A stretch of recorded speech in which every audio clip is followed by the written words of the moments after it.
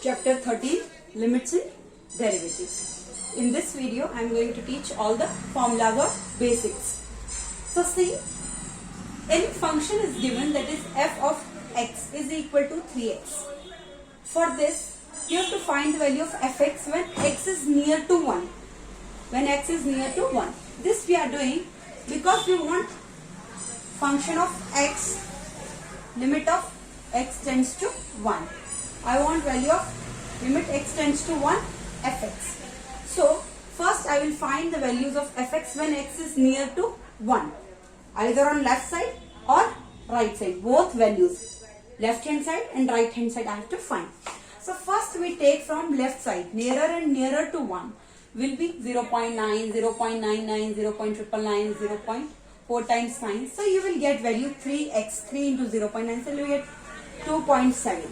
3 into 0.99. So you will get 2.97. Like this you will get. So these all values you will see that it is equal to near to 3.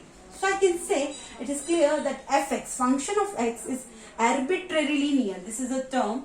Arbitrarily near the value 3 for all x sufficiently near the number 1. X value is nearer to 1 and fx value is near to 3. From left, because if it is 1, this side if you will go, it will be 0.9, 0.99 like this. So from this we will calculate limits for left hand side. So I will write limit x tends to 1 minus. 1 minus means what? I am going to left from 1. Fx is equal to 3. Same if I go right to 1. So I will take values 1.1, 1.01, 1.001, 1.0001, like this. So we will get function of x is equal to 3 into 1.1, 3.3. 3 into 1.01, 3.6, like this. So all values. So I can say fx is arbitrarily near the value 3 for all x sufficiently near the number 1 from right. I am taking from right. So I can say limit x tends to 1 plus because it's going to right. So limit x tends to 1 plus fx is equal to 3. So this limit I will say right hand side limit and this limit I will say left hand side limit. So I will teach one theorem.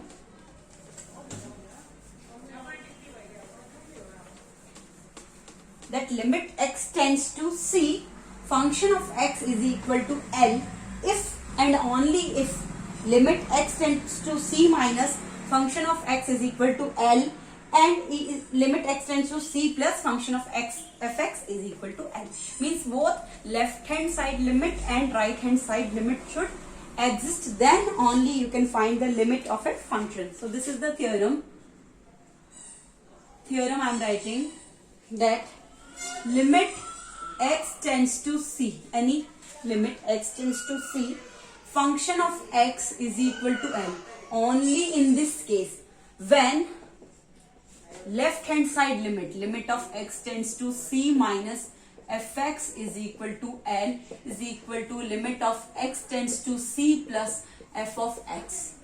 Both separate left hand limit and right hand limit should exist first and both should be equal, then only I can say that limit x tends to C, function of x is equal to L. That is the limit.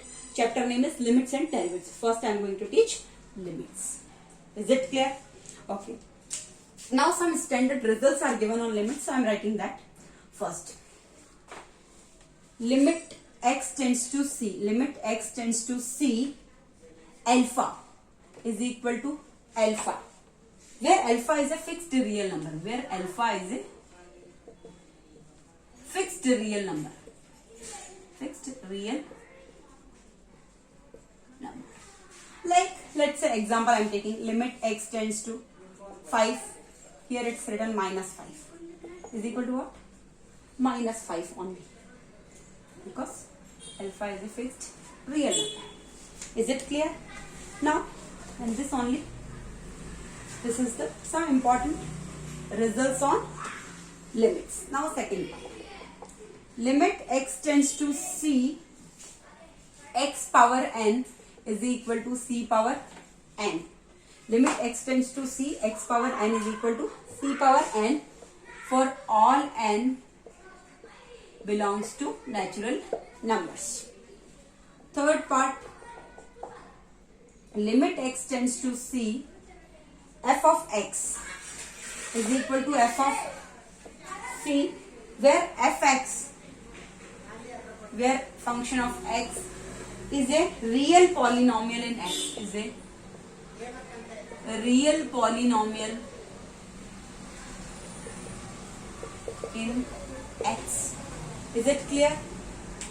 Limit x tends to c, function of x is equal to function of c, where fx is a real polynomial in x.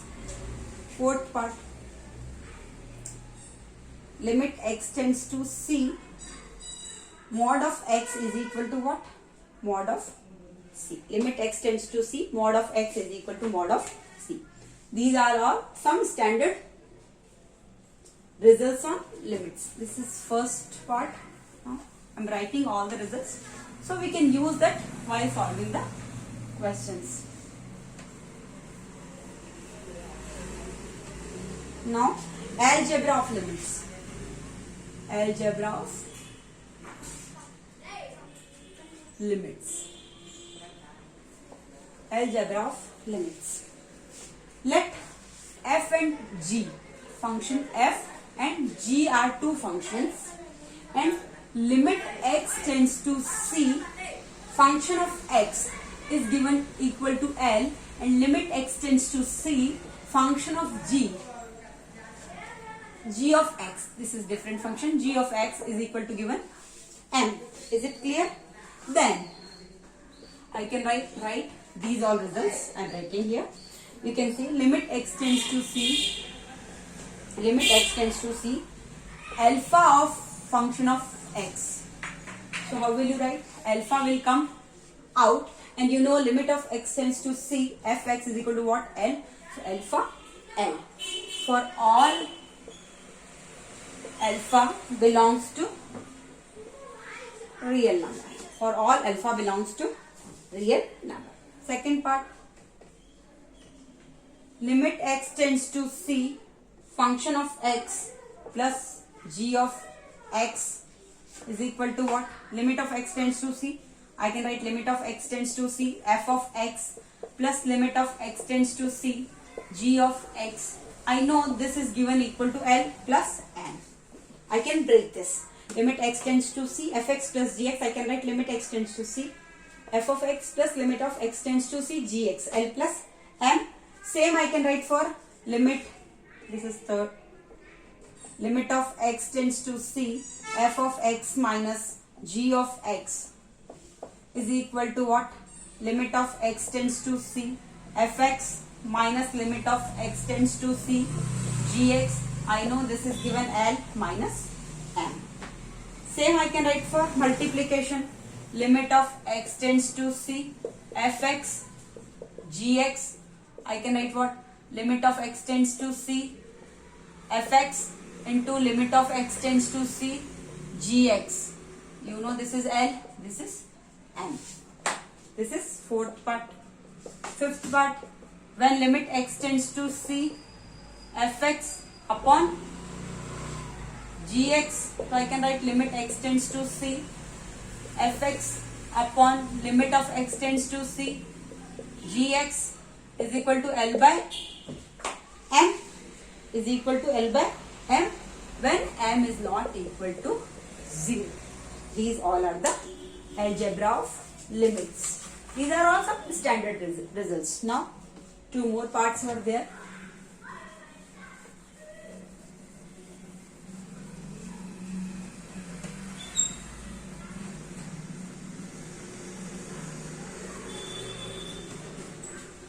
You can see sixth part.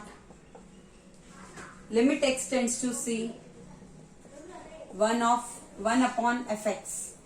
So what will you write? 1 upon limit x tends to c. I can write fx. So is equal to what? 1 by L, where L is not equal to 0. Seventh part. Limit x tends to c, function of x whole power n. So I can write what? limit x tends to c, function of x I can write in this, and whole power n I can write. So it is what? N whole power n for all n belongs to natural numbers. For all n belongs to natural numbers. Is it clear? Is it clear? Okay. Now third part. Second was algebra of limits. Now third. Some all important theorems I am writing. Some results, important results. So we can use it. Now third is sandwich theorem or squeeze principle. Sandwich theorem. Sandwich theorem or squeeze principle. Squeeze principle. I can say if three functions are given f, g, h, such that function of x is less than equal to g of x is less than equal to h of x. Three different functions are given f, g, h. F of x is less than equal to g of x is less than equal to h of x for all x in neighborhood of c. In neighborhood of c, except possibly at x is equal to c, and if limit x tends to c, f of x is equal to L is equal to limit x tends to c, h of x. Limit x tends to c, fx is equal to L is equal to limit x tends to c, hx. Then limit x tends to c, gx will also be equal to L. This is called sandwich theorem or squeeze principle. If f, g, h are three functions and f of x is less than equal to gx is less than equal to h of x, then limit of x tends to c, fx is equal to L is equal to limit of x tends to c, hx if it is given. Then limit of gx at x tends to c is equal to L. This is called sandwich theorem. Now fourth.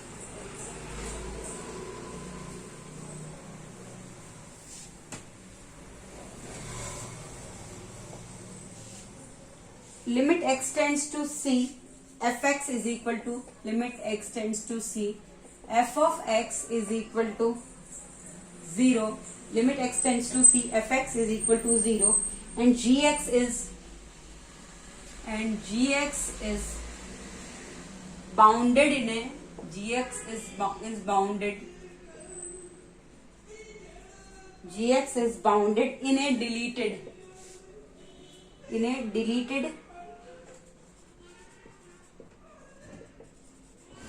x tends to c.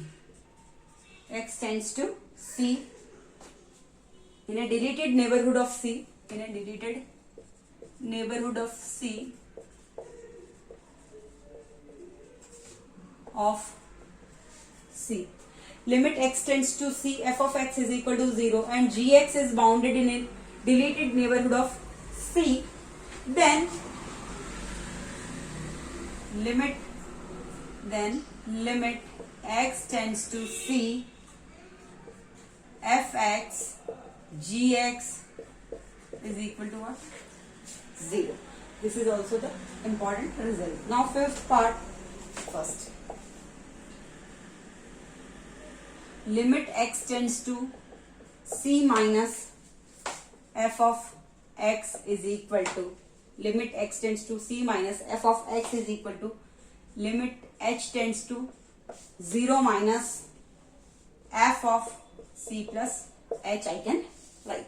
Second, limit of x tends to c plus f of x is equal to limit of h tends to 0 plus f of c plus h.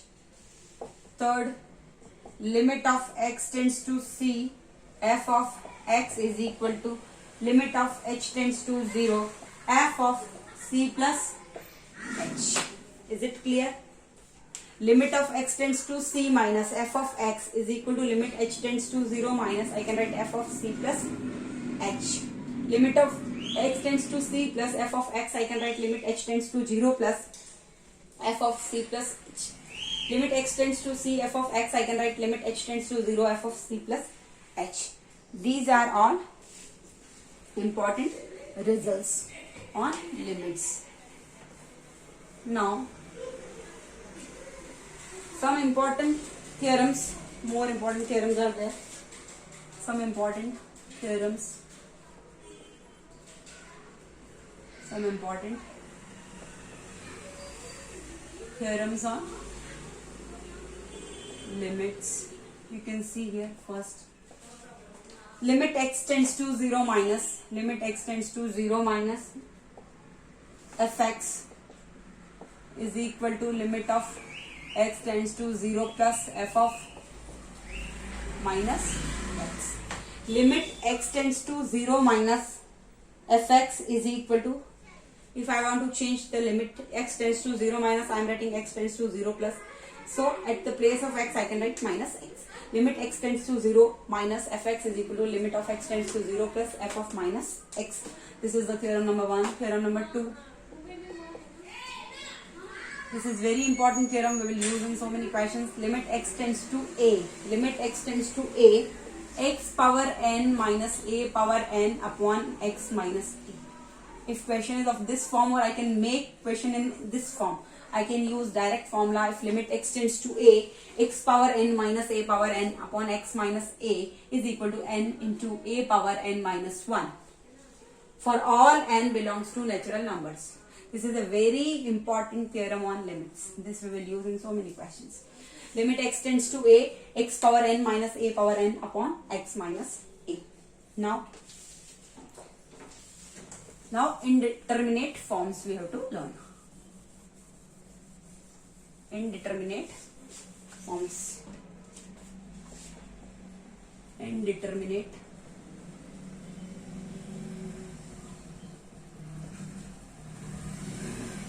forms. If limit x tends to c fx, limit x tends to c gx, both exist and limit of x tends to c g of x is not equal to 0.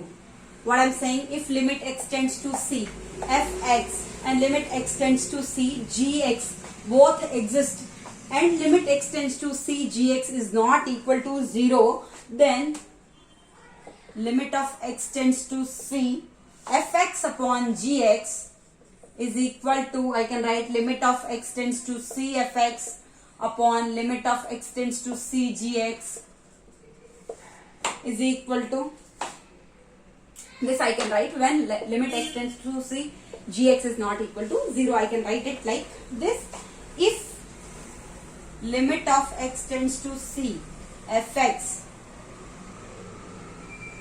here in this condition when it is not equal to 0 I can write in this form, but if limit x tends to c gx is equal to 0, in this case what you will do, if now 0 is coming and limit x tends to c fx is also 0, both are 0, limit x tends to c fx is also 0 and this is also 0, so it will be what, 0 by 0 form. This form is called indeterminate forms. Indeterminate forms. So in this case how will you do then? Fx upon gx is said to assume indeterminate form, it is 0 by 0 it will come as x tends to c. So how to evaluate limits when all algebraic functions are in the form 0 by 0 or indeterminate form? So I will tell you in the questions how to do. Now this is the process how to do. Evaluation of limits. Evaluation of limits of algebraic functions. Now in this first exercise I will do algebraic functions, we will solve algebraic functions. So topic is evaluation of limits of algebraic functions. If an algebraic limit,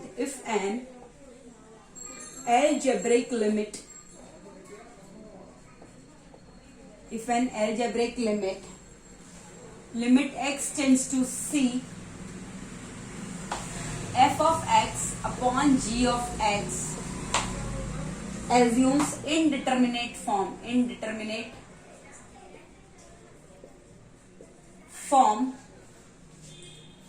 0 by 0. If it comes in 0 by 0 form, then x minus c is a factor of both numerator and denominator.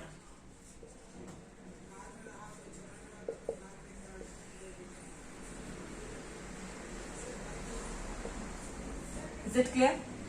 If an algebraic limit x tends to c while solving the question, starting only if we are putting this x tends to c, if it comes in form 0 by 0, then I can't solve further. First I have to do factor of both numerator and denominator, and I know one factor will be what? X minus c is a factor of both numerator and denominator. So cancel out this common factor x minus c from both numerator and denominator and then evaluate the limit.